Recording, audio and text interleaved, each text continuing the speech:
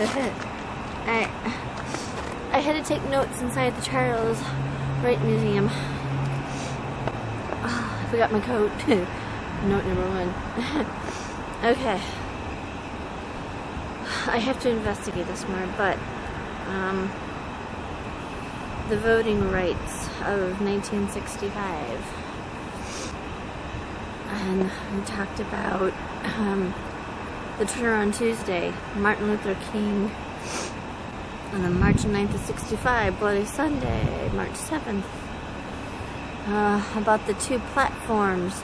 The Democratic platform was for the white man, the Republican was for the black. So Journey and Truth had a famous speech called Ain't I a Woman in 1851 in the suffrage movement. And then Ida B. Wells, journalist and activist. She's the founding member of the NAACP. And the 19th Amendment was adopted in the Constitution on August 18th of 1920. I couldn't take pictures or videotape or anything of this inside, but those were my notes that I got.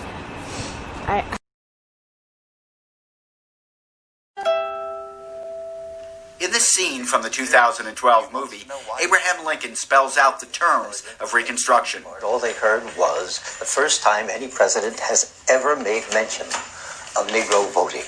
In 1865, he said freed slaves who were intelligent or had served as soldiers should be allowed to vote. The 14th Amendment, passed in 1868, guaranteed this right as part of the full citizenship accorded to African American men. But for much of the 20th century, voting remained a contentious issue. The 19th Amendment, ratified in 1920, gave women the right to vote, but the racial divide remained. Some states continued to limit voting, either through measures like the poll tax or direct intimidation of African American voters. In the South, there were even whites-only primaries.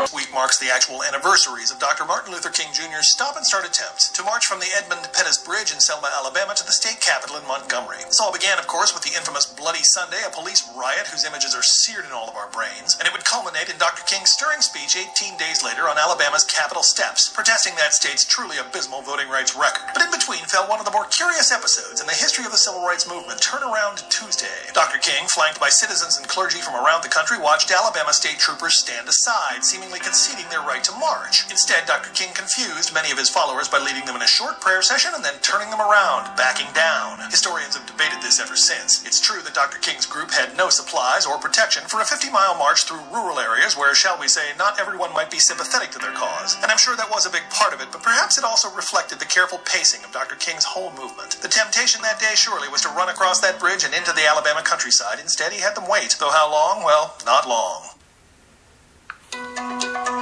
Times change, for political parties and the people who support them. Abraham Lincoln was the first U.S. president from the Republican Party. He led the country through the Civil War that preserved the Union and ended slavery. After the war, newly enfranchised African American male voters supported the Republican Party, which was committed to civil rights for the recently emancipated. At the same time, the Democratic Party included white supremacists who opposed civil rights for black citizens. But during the 20th century, things began to change. Democrat Franklin D. Roosevelt, first elected in 1932, made his party more appealing to African Americans. FDR took measures to lead the country out of an economic depression, and while that was happening, civil rights became less important to many Republicans.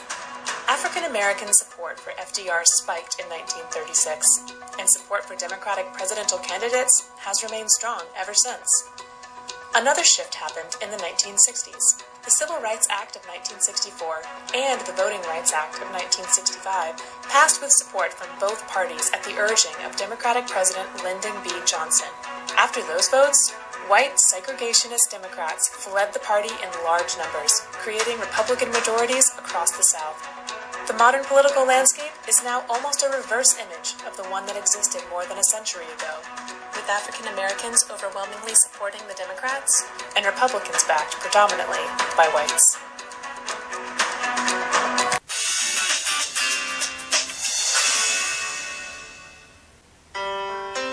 Sojourner Truth was born around 1797 in Ulster County, New York.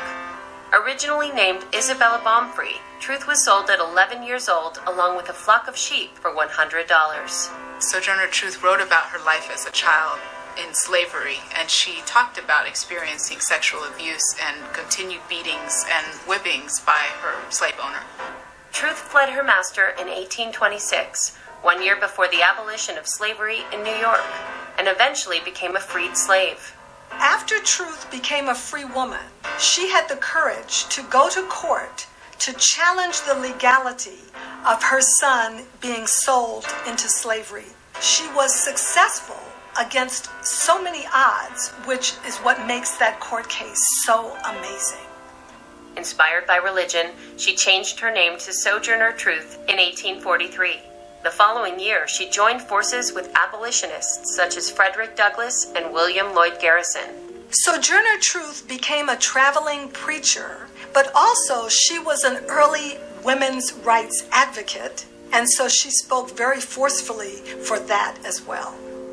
In 1850, she published her memoirs, and the following year, Truth delivered her famous speech at the Ohio Women's Rights Convention. The speech was later retitled Ain't I a Woman? And it was so powerful in part because it talked about the equality of work that was executed by black people in general, that people who were free and unfree worked just as hard whether they were men or women. Following the outbreak of the Civil War, Truth recruited troops for the Union Army and met with President Lincoln in 1864, who gave her permission to become a counselor at Freedmen's Village. Sojourner Truth made a singular contribution during the Civil War. She agitated for black people to be able to fight for their own freedom. Truth continued to campaign for abolition and women's rights until her death on November 26, 1883. In 2009, a statue of Sojourner Truth was unveiled at the U.S. Capitol, commemorating her legacy. Sojourner Truth was one of the gutsiest women in American history, black or white.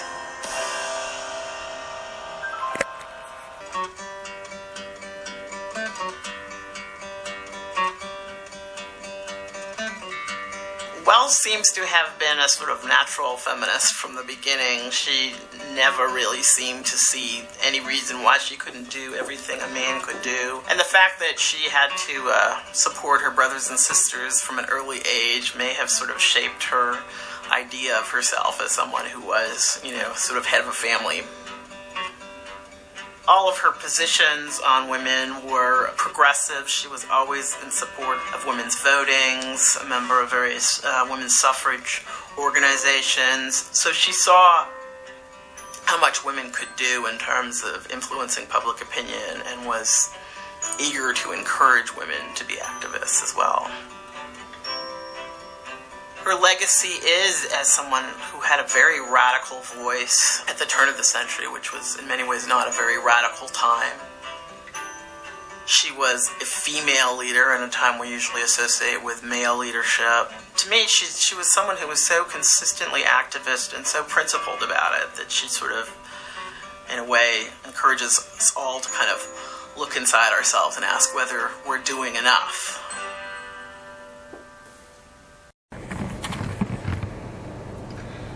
What do you think Martin Luther King would have said if he would have been able to watch what happened at the Capitol building yesterday?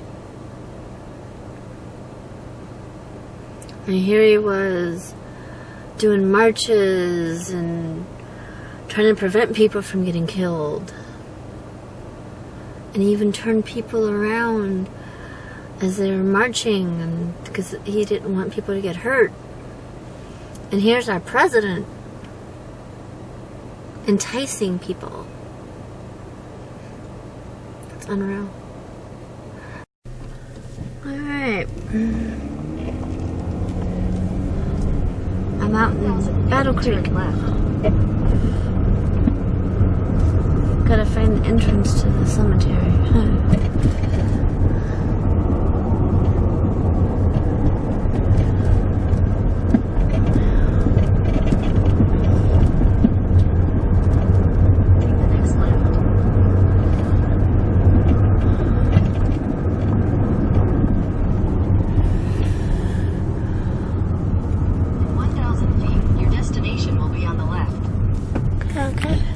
next right onto South Avenue, then turn right onto High Street. Okay, here it is. No charter buses. Okay. Alright. I found her. I found Sojourner Truth. Alright, let me get out. Yeah, right here.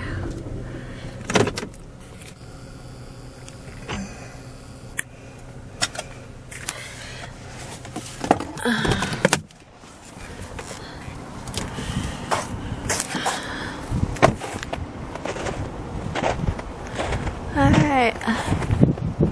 Sojourner Truth, renowned lecturer and reformer who championed anti-slavery rights of women and the freedmen, rest here. Beside her lie two of her 5 children. Elizabeth Banks Boyd died January 6th of 1893, and Diana Corbin died October 25th of 1904, and her 2 grandsons, Samuel Banks, died February 24th of 1875. William F. Boyd died November 3rd of 1887. Oh my goodness.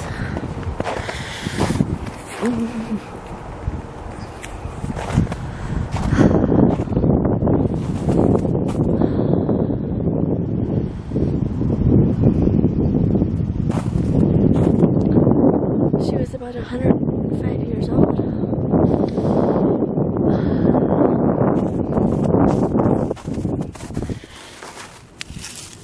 Formal dedication. Post to Piedmont. Trenrix. Oh, somebody put flowers here too. Oh, wow. Oh, that's real nice.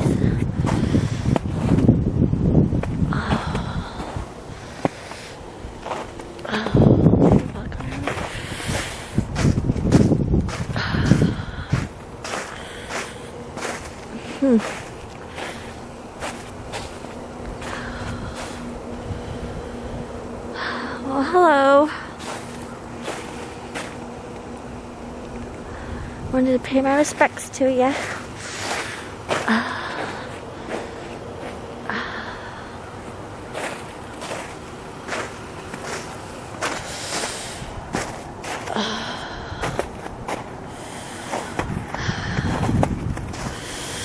John Slade.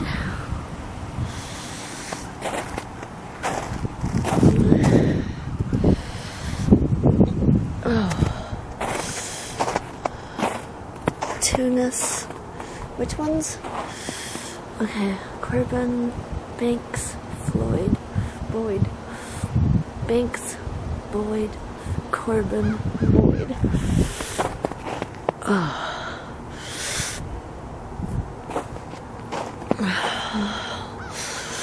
Wow. Okay, well, I found it.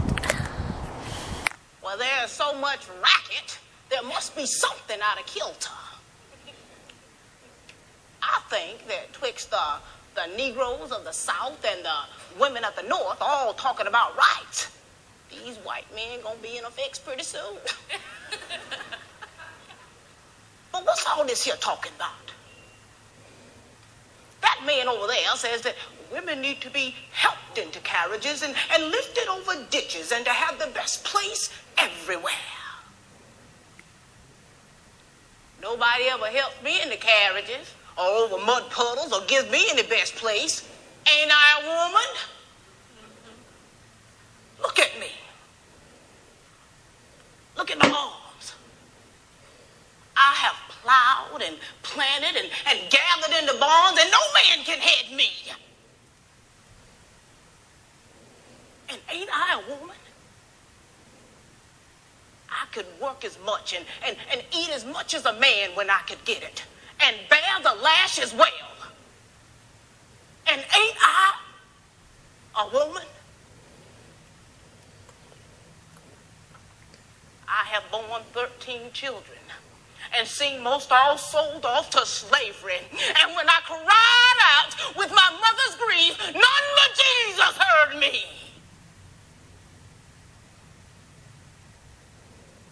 And ain't I a woman? Then they talk about this thing in the head. What's this they call it? Intellect. That's it, honey. Intellect. What's that got to do with women's rights and Negroes' rights? If my cup will hold but a pot, and yours will hold a quart, wouldn't you be mean not to let me have my little half-measure fool?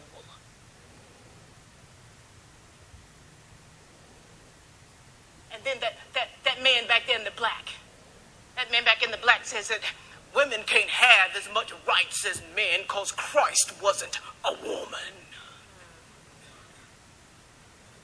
Where did your Christ come from?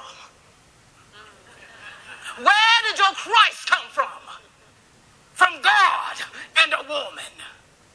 Man had nothing to do with him. Now, if the first woman that God ever made was strong enough to turn this world upside down all alone, these women together ought to be able to turn it back and get it right side up again. And now, they's asking to do it. And you men better let them. Obliged to you. Thank you for letting me speak to you this morning. Now, old Sir Jordan ain't got nothing more to say.